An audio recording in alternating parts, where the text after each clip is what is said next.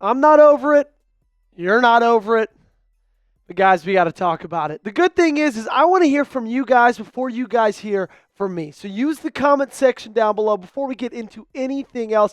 Let me know your one-word reaction from last night's loss to the Bills. It can be anything you want. Keep it to one word and get in those comment section.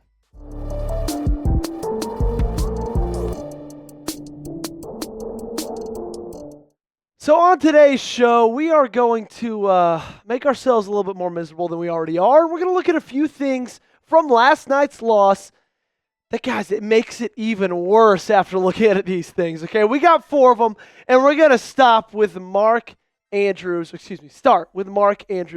playoff struggles. And I know what you're thinking, right? And I know you think I'm going to talk about the drop.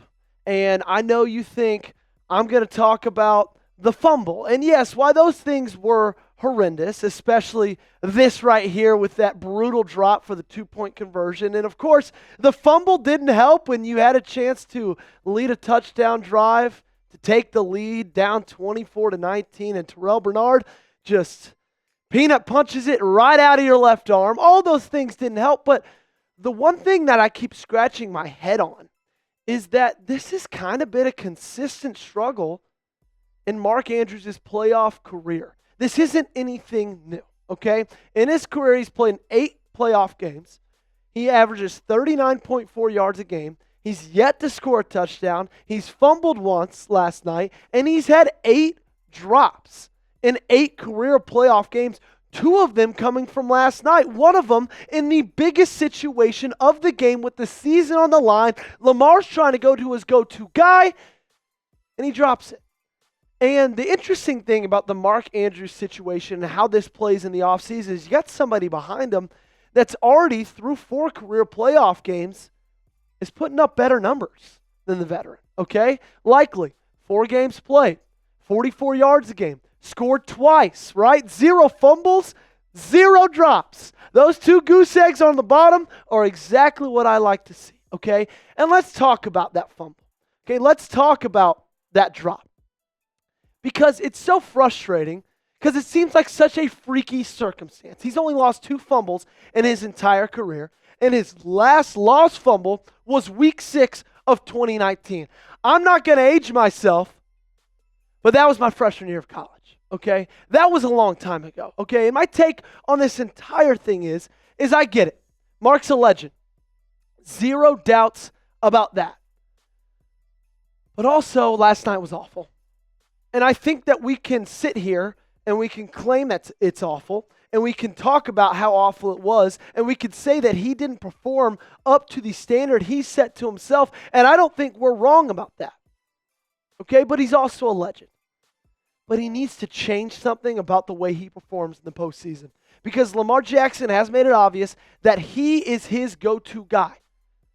But for some reason, he just hasn't been that in the playoffs, okay? I want to know from you guys. You already let me know your one-word reaction. Now I want to know from y'all, who do you blame for last night's loss?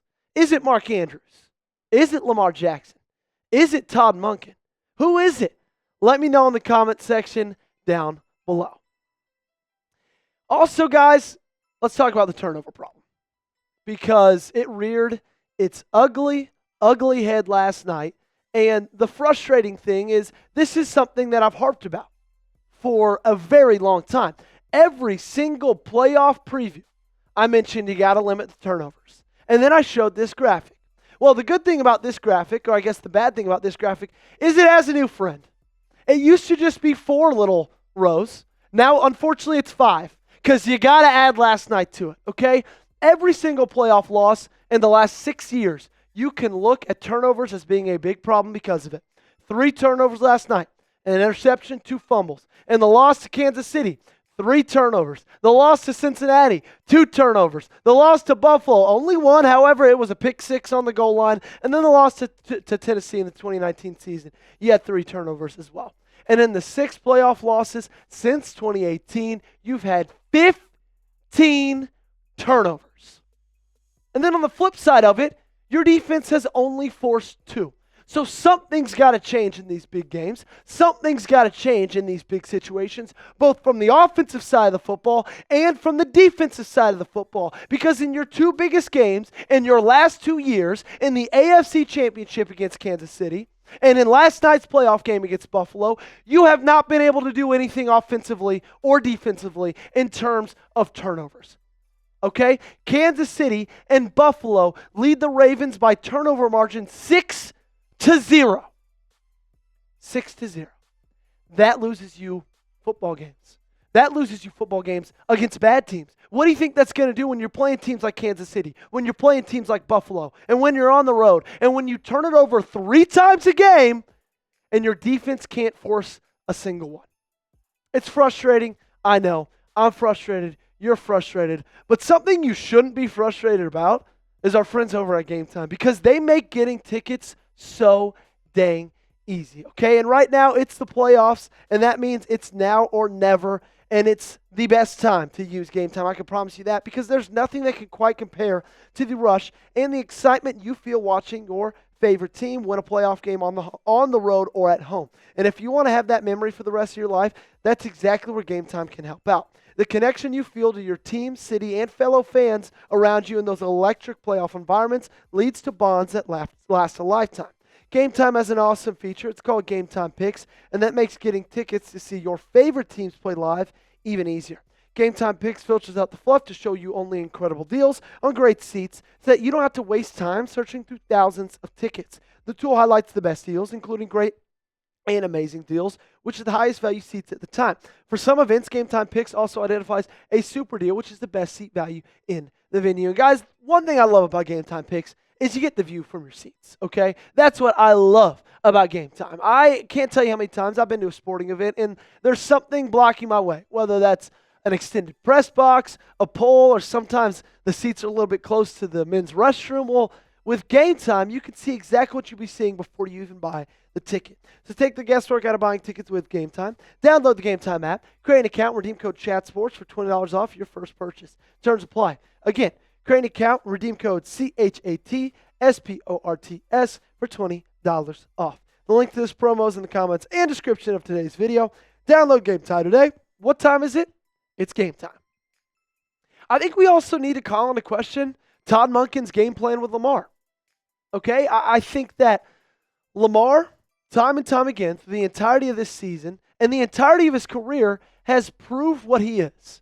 Has proved that he is a great passer, but we all know that he truly shines in his abilities to make guys miss and his ability to run the football. And last night, how many design runs did he have? 0. Okay? And I don't want to put all the blame on Monken, because I personally think Monken called a fine game. But this right there, that decision to not have a single quarterback run, in my opinion, is a massive head scratcher, because you saw the game against Pittsburgh. You saw what Lamar Jackson did against the Steelers. You saw what he did with his legs. The amount of design quarterback runs, or the amount of read option times that he kept it, and he was absolutely burning that Pittsburgh Steelers defense. I just don't get how you can see that in a wild card round against Cameron Hayward, TJ Watt, a Mike Tomlin coached defense, and you just go away from it. Okay, you have the best rushing quarterback in the history of this league. That is not hyperbole. It is literally a fact. No other quarterback has rushed for more yards than Lamar Jackson. You have him on your team. So why not get him the ball in his hand in that particular sense of the word? Okay, we've had a lot of talk about Lamar Jackson over the past 24 hours on social media, on this show, everywhere. And I want to hear from you guys, okay? Can Lamar Jackson win a Super Bowl? Type Y for yes, type in for no. I personally still think yes. Curious to hear what your guys' thoughts are. So get in the comment section for me. Last on this list, the 2-point conundrums. They continue to pain this team. And you saw the first one, 19-21. You got a chance to tie the game, and there's Isaiah Likely. He's wide open, right? Great play design by Todd Monken. Matt Milano for Buffalo just made a better play, okay? And then you have the one at the end of the game. Game on the line. Chance to tie it. Possibly go into overtime. Beautiful play design. Lamar Jackson throws a beautiful ball. Mark Andrews just drops it. Okay, and then I'm going to throw us all the way back to week 11. Another 2-point conversion. This one to tie the game, probably force it into overtime. And there was a massive miscommunication. Lamar just scrambled out to his right, had to just throw it out the back of the end zone. Okay, and so all three of these were in big-time situations. All three of them were to tie the game. Two of them were to tie the game to put it into overtime. One of them was to tie the game to put it into overtime in the divisional round of the playoffs, and you went over in all three. But what did you notice? Ask yourself that question. What I noticed is that Henry didn't get the ball in all three of those situations. You have a 6'3", 245-pound running back who is, in the last 15 years, last 20 years, the greatest running back to play this game, probably the best since Emmitt Smith, and he didn't get the ball from the 2-yard line one time in any of those situations. Okay? And that's kind of what I'm scratching my head about. The thing is, though, that's frustrating is in two of those, both of them last night, the plays should have been complete. They should have been 2-point conversions. You just didn't execute, okay? So I want you to be honest for me. I have the luxury of being up here on this platform in front of this camera, and I get to rant to you guys for 12 minutes straight? That's probably what this video is about right now. I want you guys to rant for me in the comment section down below. Rant about anything. John Harbaugh, Todd Monken, Mark Andrews, the entire franchise, whatever you want. Rant for me in the comment section down below. And I got one last gut punch for you, okay, because it wasn't good enough to just send you home with 4. I'm going to give you one extra 5 just to send you packing. This Baltimore Ravens team is the first team in NFL history, not postseason NFL history, regular season and postseason NFL history, to lose a game when you rush for 175 or more yards, when you complete 70% of the passes, when you average 10 yards per pass or more, when you convert on 70% of your third downs, and when you have 0 punts or missed field goals. The first team in NFL history to lose a single game with all those things going right for you. Doesn't that make you just feel special? Appreciate you guys tuning in today. I hope you guys are getting over the loss well. As you can see, I'm still struggling to get over it. But I appreciate you guys for being with me for this entire season. Don't go anywhere because we've got more off-season coverage coming up for the entire next 7 months on this channel. Make sure to hit that subscribe button so you don't miss a moment.